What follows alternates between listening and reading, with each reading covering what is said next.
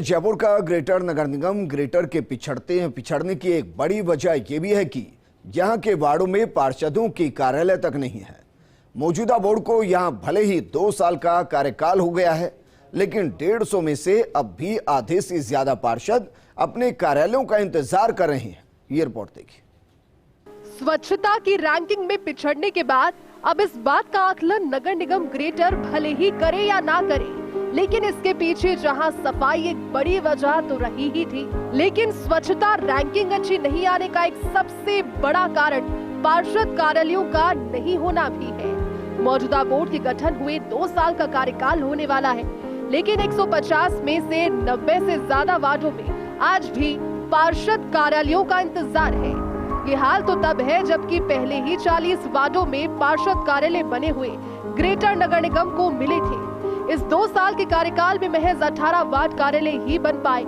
पार्षद कार्यालय वो स्थान है जहां पार्षद बैठकर जनता की तकलीफ और परेशानियां सुन सकता है, मगर ज्यादातर वार्डों में पार्षद कार्यालय ही नहीं बन पाए, जिसकी वजह से पार्षदों को बैठने की जगह ही नहीं मिल पा रही। नगर निगम ग्रेटर बोर्ड बने हुए 2 साल हो गए हैं और राज्य सरकार की लगातार ये नीति रही है कि इस बोर्ड को किस प्रकार से डिस्टर्ब किया जाए। और जब से भारतीय जनता पार्टी का बोर्ड बना है, सरकार लगातार इस बोर्ड को किसी न किसी तरह से डिस्टर्ब करके स्थायी रूप से काम नहीं कर पाए। इस प्रकार की मंशा राज्य सरकार की रही है। इसलिए राज्य सरकार ने जानबूझ के इस प्रकार के अधिकारी लगाए हैं कि जो काम करने की मंशा नहीं रखते हैं, और उसी का परिणाम ये निकला है कि अभी जो स्वच्छता सर्वेक्षण के अंदर जयपुर में दोनों निगमों का जो पायदान है वो और ज़्यादा गिरा है।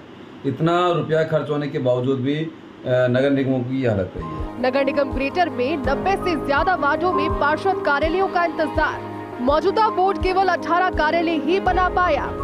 30 पार्षदों ने नहीं दिया कार्यालय का प्रस्ताव। 40 कार्यालय ग्रेटर नगर निगम को बने बनाए मिले। 18 नए कार्यालय इस बोर्ड में बने हैं। 8 का निर्माण कार्य चल रहा है। 6 का वर्क ऑर्डर दिया जाना है।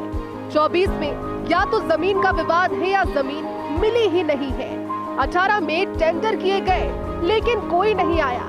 6 वार्डों में आज भी अनुमति का है इंतजार। 30 पार्षदों ने कार्यालय का प्रस्ताव भी नहीं दिया। पार्षद कार्यालय नहीं होने की वजह से पार्षद निजी जगहों पर बैठकर जनता की गुहार सुन रहे हैं, लेकिन इन जगहों का वार्ड के लोगों को पता नहीं है और इसकी वजह से कई बार पार्षद को शिकायत करने के लिए ढूंढना पड़ता है। फोन पर पार्षदों से कांटेक्ट नहीं हो पाता और इसकी वजह है कि पार्षद कई बार निगम को लिखकर दे चुके हैं, लेकिन उनके वार्डों में कार्यालय नहीं खुल पाए हैं। अगर पार्षदों को कार्यालय मिले तो इसमें वे नियमित रूप से सफाई की मॉनिटरिंग करके बैठ के आयोजित कर सकते हैं। एक जगह पर होने से लोगों की समस्याओं का हाथों हाथ समाधान हो सके, जबकि पार्षद कार्यालयों में बाकायदा एक कर्मचारी को भी तैनात किया जाता था।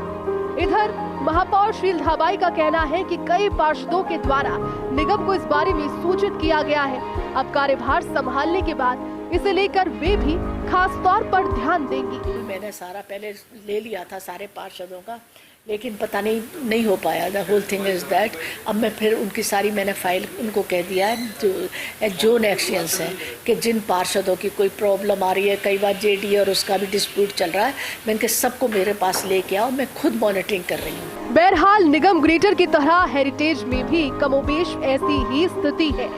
जयपुर में दोनों निगम बनने के बाद से ही वार्ड 91 से बढ़कर 250 हो गए, लेकिन इस अनुरूप सुविधा और संसाधनों की बढ़ोतरी नहीं की जा सकी।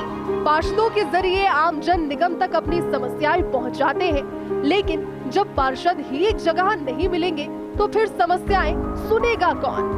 फर्स्ट इंडिया न्यूज के लिए भारत दीक्षित की रिपोर्ट।